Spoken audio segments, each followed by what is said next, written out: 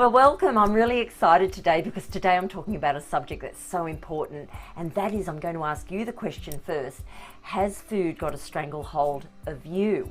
Now, we live in a society where we're super fortunate because we've got food at our fingertips. We've got pantries with shelves that are stocked, and we have got refrigerators that are full of food as well, and so everything is available to us, you know, with a short distance away to the supermarket or to the farmer's market or whatever it is. We have the access to food. Aren't we lucky? So with that abundance of food around us, we've actually over time now created this relationship with food. However, food has got absolutely no idea that it's got a relationship with us. So here we are, we've married it, we've formed a relationship with it, we've courted it, and we've now married this food, and it's become an absolute obsession around many of our lives, and it's become such a detrimental part of our lives because that's all we ever seem to think about. What's the next meal we're going to have? How much carbohydrates, fats, sugars do we need to consume? Am I doing the right thing? Am I doing the wrong thing? And so this brain talk goes on day after day where it consumes us, whereby we shouldn't even be thinking about food. And it's, you know, the truth of the matter is we're dissatisfied with the reflection in the mirror. We're not satisfied that we look to be the best version that we expect of ourselves, or that we've been told we need to meet an expectation of. And when we've got that negative in our voice, then we're always striving for some end goal to be better and to look a certain way. Where what we should be thinking is, how do we feel? Have we got the energy that we want? Have we got the brain function that we want? Are we sharp and alert, and do our hormones service? You know, is everything going the way we want it to go? And so therefore, if we're not feeling the ultimate health around us, then we're looking for something more, and we should be looking for something more because it's coming through the foods and the beverages, because food and beverage are hand in hand, but it's coming through the foods that we're eating or not eating for that matter. And so therefore, when food has got a stranglehold on us, there's so many ways that we allow that to happen. We allow it to happen by starving ourselves. You know, we might only have one meal a day. We might, you know, but the rest of it we might be fluids, we might be having juices or something like that, because we believe that that's the way we keep our calorie count down, and we feel as though we're getting the best nutrients that way. But that's just something we tell ourselves. We tell ourselves we're getting the best nutrients that way when we're not really putting the fuel in our body, the correct amount of fuel in our body that we need to have the energy and for the functions that we need to have to live. So therefore, we're doing ourselves a massive disservice. Another way that we allow food to have a stranglehold of us is the portions that we're eating. You know, we're loving what we're having, so we're having way too much of it. Or we're going to the other extreme and we're actually cutting so much of it out that we're not even reading our bodies anymore, and so therefore we get hungry. We feel the hunger pang and we block it and we block it and we block it, and we go, no, I'm not having anything because I'm on a diet and I'm going to make sure that I don't have anything right now, because we've got this mentality that the less we put in, the more we're going to lose. When in fact it's actually the opposite. The less we put in at the time we need it, the more the body goes into fight and flight mode, the more it's in a detrimental state, and so therefore it feels as though it's being starved, so it's releasing cortisol, it's under stress. And so when it has its next meal, what it's going to do is it's going to absorb that next meal and store it in case you do that same thing to it again. And look, that's a mentality that we've had since the 70s. We've been thinking that the less food we put in, the more weight we're going to lose. It's wrong, okay? That's where food's got a stranglehold, where your mindset's got a stranglehold on you as well. It's not serving you. So it doesn't work that way.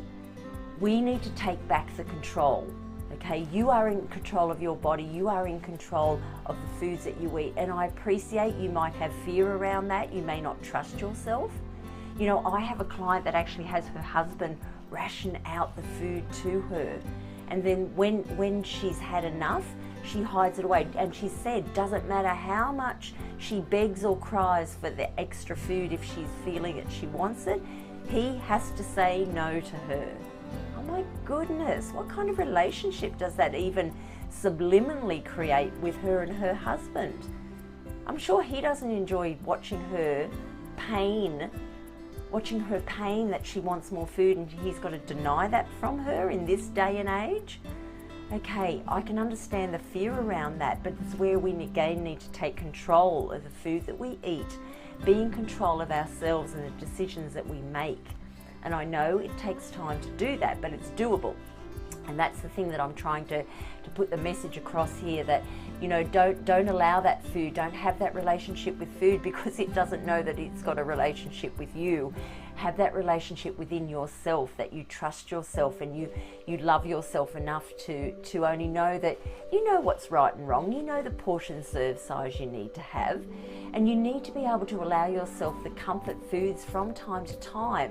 When you tell yourself you cannot have any of it, you can't have fats and sugars and salts and carbohydrates, and you have to cut them out permanently, okay, it's not going to work, because it's going to come a stage, you could do it for a few days, a few weeks even, but there's going to come a stage where your body needs it. It's healthy to have carbohydrates. Your body needs some fats, it needs some sugars, okay? You've got to allow yourself to have it when you need it. So it's taking back the control. That's what it's really all about. So they're the little tips that we need to do, is again, be aware of the control that we have upon ourselves. Be aware of how much food we're eating. Be aware of the type of food that we're eating, and that it's okay to have some of those foods we've told ourselves we can't have. It's how often we have it that puts us into trouble. Okay, be aware that you have this dissatisfaction with your body. Okay, but also be aware that there's no perfect body. Okay, it's being aware that, you know, the most important reason why we eat is to fuel our body and our brain and our cells and our hormones. That's the reason why we do it. When we get rid of the need to diet, when we get rid of that obsession that we have with that food controlling us, that's when everything changes. That's when we relax. And talking about relationships, you know, it's like when you're looking for a partner in life. When you're looking for a partner in life, you know what happens? You don't find anyone. You can't find that perfect match. It's when you're least looking for a partner in life, when you've told yourself to relax on it, don't let it obsess you. And then all of a sudden, somebody right comes into your life. It happens. I'm hoping you agree with me and you understand it, because it happens the same around food. Don't let it control you. Just let it go. Okay, know that you're going to have a meal at a certain time of a day, but know that you're going to make a good choice around that. And then read your body. And if your body tells you you're hungry, okay, have some water. Wait 10 minutes. Wait 10 minutes, and if that hunger feel is still there, you are hungry.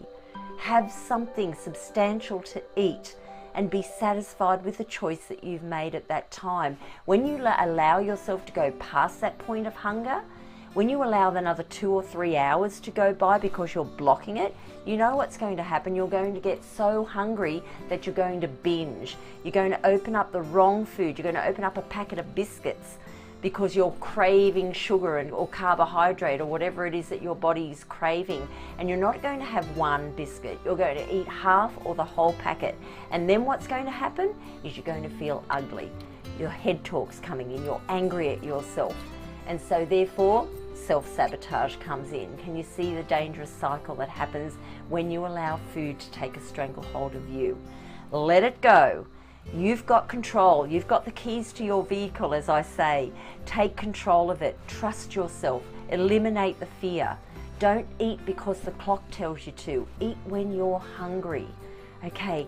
Don't eat, massive portions of food. Eat the sensible portion that you know is going to satisfy you, and then stop. Don't binge fast and eliminate foods from your diet for a day or a week or whatever it might be, and don't allow yourself to have real nutrient packed foods. Allow yourself to have the nutrients in a meal, not in the liquids. Okay, this is how we take control. I hope that all makes sense. So yes, love who you are, love the skin that you're in, release that control around food. Get rid of that relationship, divorce it. You don't want it, because you are a strong person. You're an adult, you know how to make the right decisions, you've got control of yourself. I trust you and I know you've got this. I'll talk to you next time. Bye for now. Thanks for watching. I hope you subscribe to my channel and follow me on social media plugged in on your screen right now. Thank you, and stay healthy, stay happy.